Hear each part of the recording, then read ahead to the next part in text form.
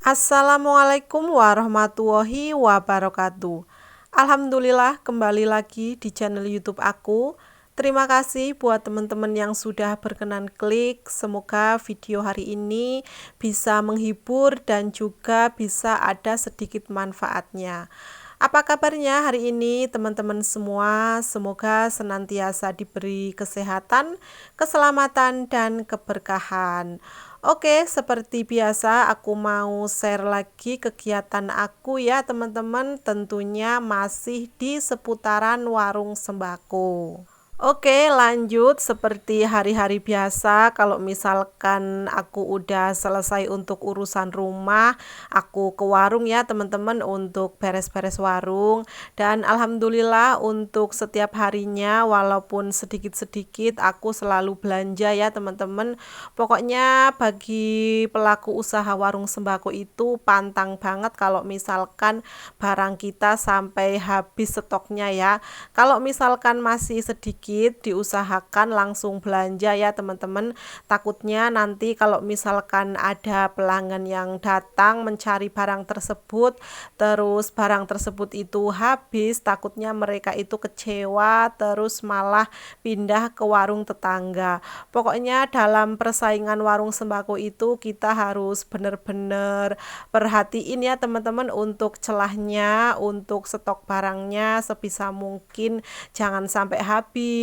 Pokoknya ya dikontrol-kontrol terus sama expirednya itu ya teman-teman. Kalau udah expired langsung buang aja, jangan sampai kita lengah terus malah barang yang udah expired dijual gitu ya teman-teman.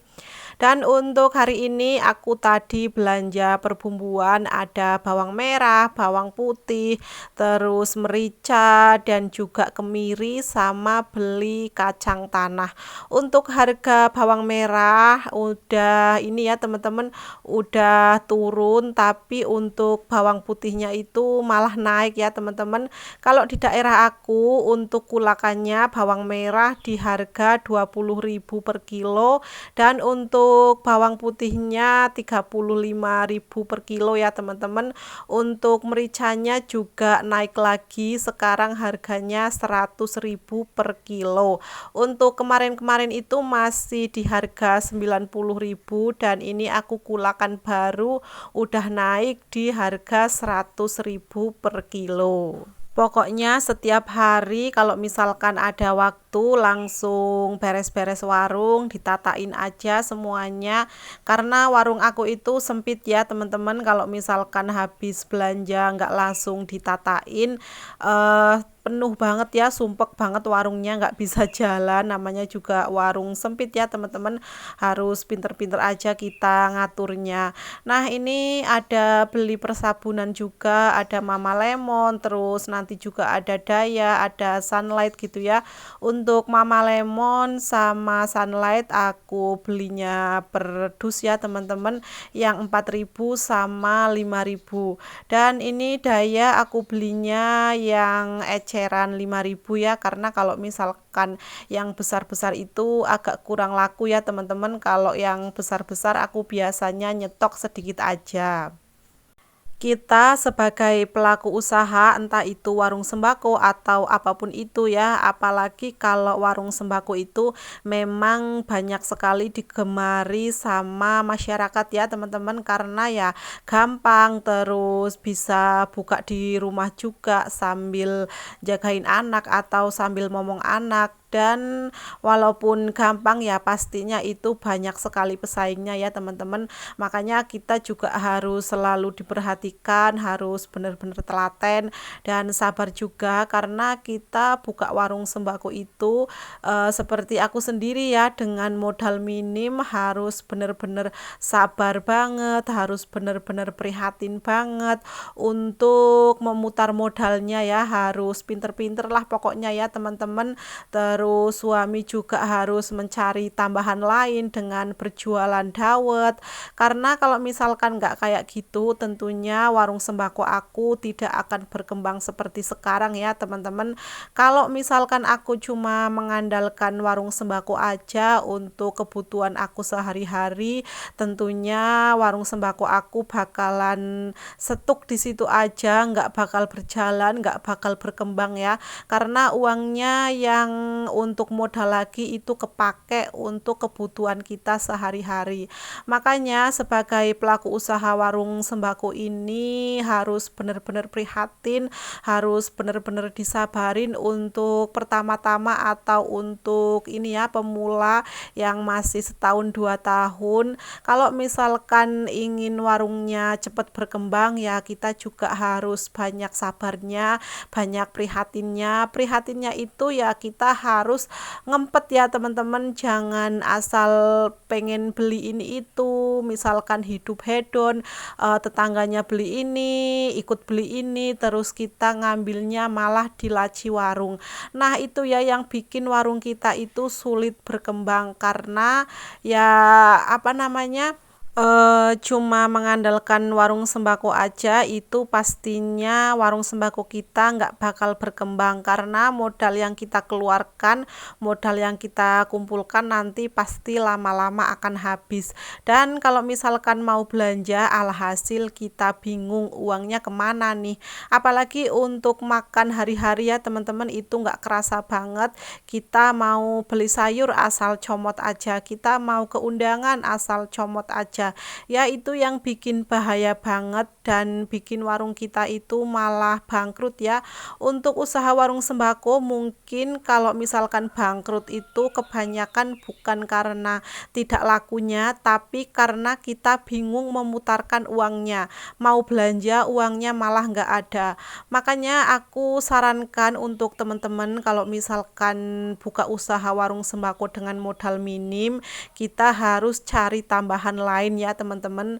Dan ada juga yang nanya ya, gimana kalau misalkan hanya mengandalkan warung sembako aja untuk kebutuhan sehari-hari dan semuanya hanya mengandalkan warung sembako aja, itu gimana solusinya biar berkembang? Ya gimana ya teman-teman, nggak ada solusi apapun. Kalau misalkan kita punya modal minim, terus hidup kita semua gantungkan di warung sembako, itu udah pokoknya warung kita nggak bakal berkembang. Ya memang kalau misalkan rezeki itu pasti ada aja, tapi itu pasti sulit banget teman-teman, karena aku udah ngalamin sendiri ya.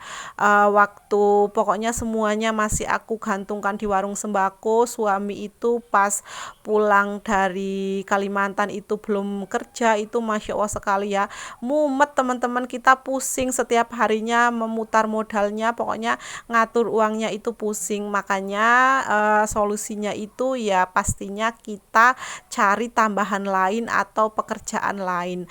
Namanya juga kita usaha ya, enggak bakalan ada yang enak, namanya cari uang itu enggak bakalan ada yang enak, pasti semuanya itu ya sulit, susah pokoknya ya teman-teman.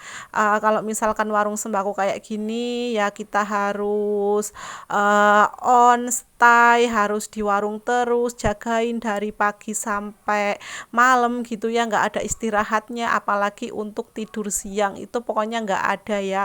Terus kalau misalkan ada waktu, nggak ada pelanggan, kita harus beres-beres atau nata-natain untuk ini ya, agar barang-barangnya itu terlihat rapi terus, agar warung kita itu dipandangnya enak gitu ya teman-teman, untuk menarik pelanggan. Beda lagi sama mereka-mereka yang membuka usaha warung sembako itu dengan modal yang banyak, misalkan puluhan juta, itu ya insya Allah kita bisa ya gantungkan hidup kita di warung sembako.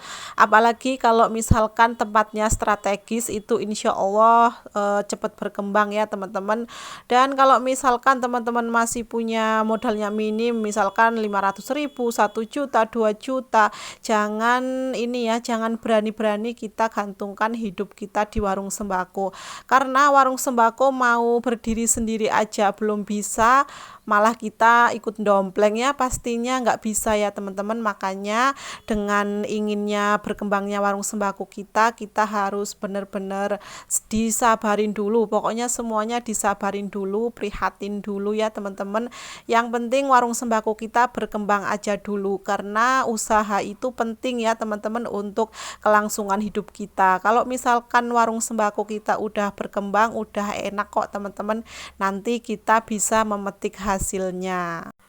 Oke, lanjut. Ini aku lagi motong-motongin Royco. Untuk Royco seperti biasa ya, aku belanjanya per dus ya teman-teman.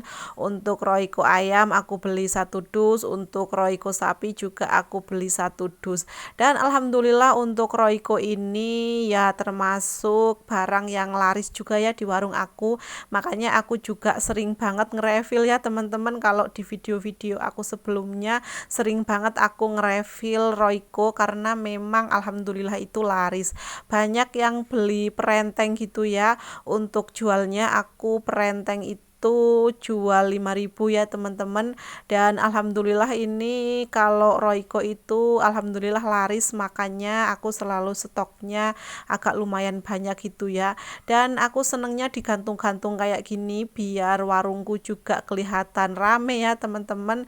Karena untuk tempatnya juga sempit. Kalau misalkan mau ditata semua di rak itu susah ya teman-teman, nggak ada tempatnya. Makanya aku gantung-gantung kayak gini biar kelihatan rame dan kelihatan full gitu ya warungnya. Untuk perkopian aku cuman nyetok sedikit aja ya, disesuaikan sama permintaan pelanggan. Aku biasanya ngecer rentengan gitu ya teman-teman. Oke teman-teman, sampai di sini dulu kegiatan aku hari ini. Terima kasih sudah menonton. Sampai jumpa di video-video aku selanjutnya. Wassalamualaikum warahmatullahi wabarakatuh.